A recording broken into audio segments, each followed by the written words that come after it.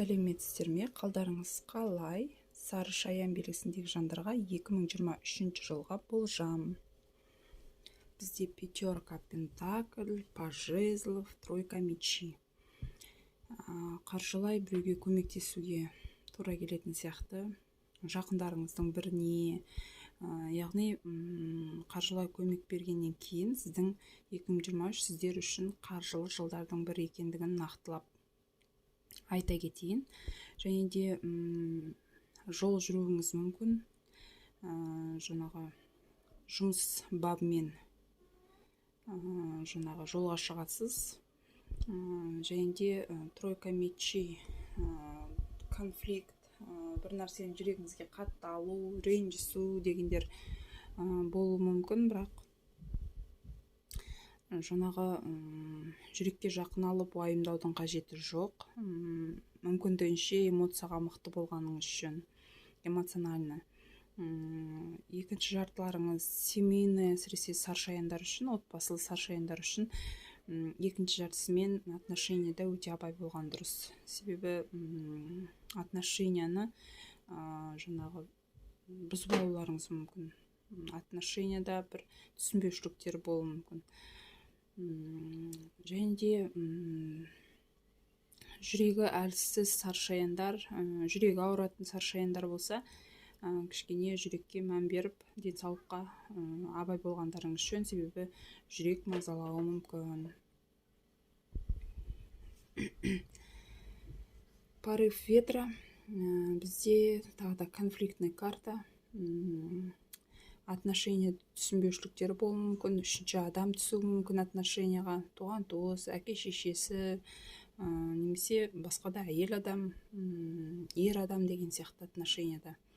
Сондықтан эмоцияға беріліп, ұрыс керіс шақырып, отношенияны жаңағы бірінші түсініп алмай, соңына дейін жеткізбей, жаңағы конфликт бастап, жаңағы өз-өздеріңізді шаршатудың қажеті жоқ. Және де жұмыс бабында, коллективный отношенияда өте жақсы болғандарыңыз жөн, себебі ертеңгі күні сіздің өсуіңізге, жалақыңыздың өсуіне именно осы ұрысып ренжісіп қалған адамдар себепші болуы мүмкін. Сондықтан мүмкіндігінше жылы жауып қоюға тырысқаныңыз жөн.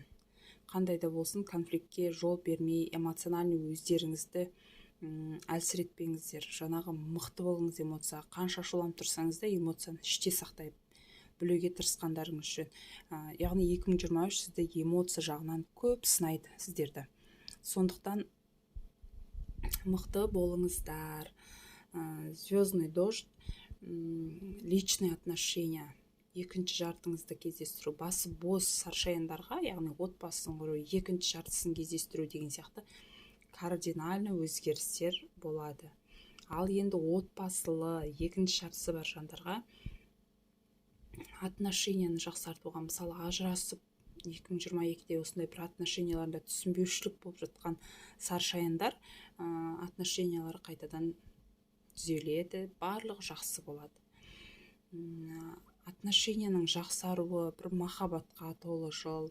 Жаңағы конфликттің алдын алатын болсаңыз, екінші жартыңыз мүлдем жақсы жаққа қарай өзгеріп, бір көңіліңіз толып, жаңағы бағалы сыйлықтар алып, жақсы отношения болады.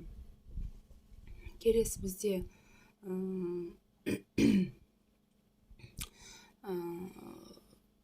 жұмыс жағынан бір өзгерістер болады. Өзіңіздің жасап жүрген жұмысыңыздан ойламаған жерден повышение, немесе жалақыңыздың өсуі. Бұл қаржылай өте жақсы карта.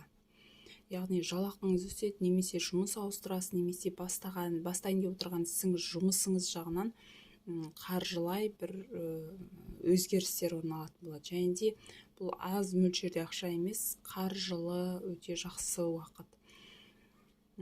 Яғни саршаяндар үшін 2023 өте қаржылы жылдардың бірі. Ақша жағынан өте жақсы возможностьтар, мүмкіндіктер ашылады, жолыңыз ашылады қаржы жағынан. Сондықтан бұл мүмкіндікті жіберіп алмауға тырысқандарыңыз жөн. Так, келесі бізде жақсы жаңалық, хат алуларыңыз мүмкін, письмо, және де басы бос саршаян, әсіресе қыз келіншектер екінші жартысын кездестіру мүмкін. Және де жол жүру, даже шетелге шығып та жұмыс бабымен жол жүрулеріңіз мүмкін. Мысалы шетелге документ жинап, Корея, қазір Америкаға жұмыс істеп кетіп жатқан жастар өте көп қой. Документ жинасаңыздар міндетті түрде өтесіздер. Және де жұмыс бабымен шетелге қыдырып, демалып, жұмыс бабымен шығуларыңыз да мүмкін. Жол түсіп тұр, жақсы жаңалық күтіңіздер. Және де сәбилі болуларыңыз мүмкін. Жаңағы бір қуанышты жаңалықтар сіздерді күтіп тұр. Және де луна бізде өте жақсы жаңалық, жаңағы екінші шартымен отношенияның жақсаруы, махаббатқа толы жыл. Жаңағы байқасаңыздар, карталар бірін-бірі қайталап жатыр, яғни бұлар нақты, уже бір карта емес, екі карта шықса, яғни нақты жауап береді. Сіздерде екі картада да жол түсіп тұр, және де отношения жағынан түсіп тұр. Отношения жағынан жақсы өзгерістер. Одан кейін бізде птицы, жаңағы екінші шартыңызбен отношенияда конфликтке келмеуге тырысқаныңыз үшін. Себебі отношенияны бір бұзып ренжісіп алсаңыздар, жаңағы ажырасуға дейін, немесе жаңағы үлкен дауға дейін айналып кетуі мүмкін. Сондықтан именно осы жағынан өте абай болғандарыңыз үшін, отношенияны бұзып алмас үшін мүмкіндігінше тырысып, эмоцияға берілмей, екінші шартыңыз ашуланып тұрса, кішкене өзіңізді басып, одан кейін жаңа ашу басылғаннан кейін ақылмен кез келген мәселені шешуге болады. Және де кез келген қандай да болмасын ситуациядан шығатын уақыт бар екенін ұмытпағандарыңыз үшін. Енді раскладты толықтай кететін болсам, жол түсіп тұр, шетелге, қала арасында жұмыс бабымен, қыдырумен шығасыздар. Жұмыс жағынан, қаржы жағынан жақсы өзгерістер бар. Жеке өмірлеріңізде жақсы өзгерістер болады. Тек конфликтке жол бермегендеріңіз үшін. Және де көбірек садақа беріп, благотворительностьпен айналысып, жақындарыңызға қаржылай көмектесіп, жаңағы мүмкіндігінше қолдан келгенін жасауға тырысқандарыңыз үшін. Жаңа көмектескен сайын сіздердің жолдарыңыз ашылып, қаржыларыңыз еселене беретіндіктерін ұмытпағандарыңыз үшін. Осымен саршаяндар, раскладтарыңыз, болжамдарыңыз 2023-ке толықтай аяқталды. 2023 жаңа жыл сіздерге тек жақсылық алып келсін, қуаныш алып келсін, отбасыларыңыз аман болсын. Келесі жылы аман есен кездескенше. Және де тағы айтарым, лайк басып, комментарий жазып, каналды қолдауларыңызды сұраймын.